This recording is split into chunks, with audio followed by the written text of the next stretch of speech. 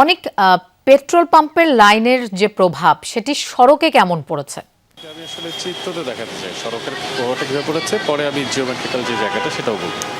ঠিক আমার এই বাহাতের প্রথম দিকের যে সোজা রাস্তাটা চলে গেছে সেটা হচ্ছে মহাখালী বাস স্ট্যান্ড, অর্থাৎ সেখানে একটা পেট্রোল পাম্প আছে, আমরা সেখানে গিয়েছিলাম এবং সেখান থেকে শুরু করে আমতলী, তারপরে বনানী 12 নম্বর, কাকলি পর্যন্ত, মানে কাকলি বনানী এই রাস্তাটা আসলে পুরোটা রাস্তা জুড়ে যে জ্যামটা দেখতে পাচ্ছেন, আপনি যদি বাম সাইড একটু খেয়াল করেন তাহলে দেখতে পাবেন ঢাকা এলিভেটেড এক্সপ্রেসওয়ের যে পথটি সেটি কিন্তু মোটামুটি খালিই বলা চলে, কিন্তু সোজা দিয়ে যে রাস্তাটিতে আসলে যাচ্ছে এর একটা বড় প্রভাব কিন্তু হচ্ছে পেট্রোল পাম্পের।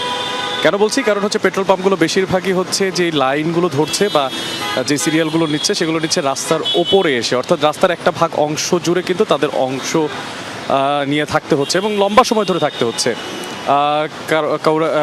কিছু কিছু আছেন যারা হচ্ছে সেই ভোর রাত থেকে এখন অবস্থান নিচ্ছেন তেলের জন্য, আবার কেউ কেউ আছেন যারা হচ্ছে এখন এসে শেষ মুহূর্তে অবস্থান নিচ্ছেন, কারণ গতকালকে তেল ছিল না। আমি এবার একটু এ পাশে একটু দেখাতে যাবো লোপা। এই যে জ্যামটা আপনি দেখলেন সেটি যে আসলে কতটুকু, সেটি আপনি আসলে এই পাশ থেকে তাকালেও কিন্তু দেখতে পাবেন। এই পাশ দিয়ে আবার যতটুকু চলে গেছে একেবারে ঠিক শেষ পাতা পর্যন্ত ততটুকু কিন্তু জ্যাম রয়েছে।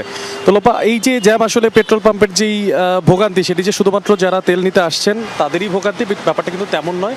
তার পাশাপাশি কিন্তু এই একই ধরনের ভোগান্তির শিকার হচ্ছেন যারা সাধারণ মানুষ, যারা আসলে কর্মব্যস্ত এই দিনের মধ্যে ঘুরে বেড়াচ্ছেন, তারাও এই ভোগান্তির আসলে শেষ বা একেবারে শেষ অনেক আমরা বুঝতেই পারছি আসলে সড়কে প্রভাব পড়েছে, আমরা দেখছিলাম সেটি। ধন্যবাদ আমাদের সাথে যোগ দেওয়ার জন্য।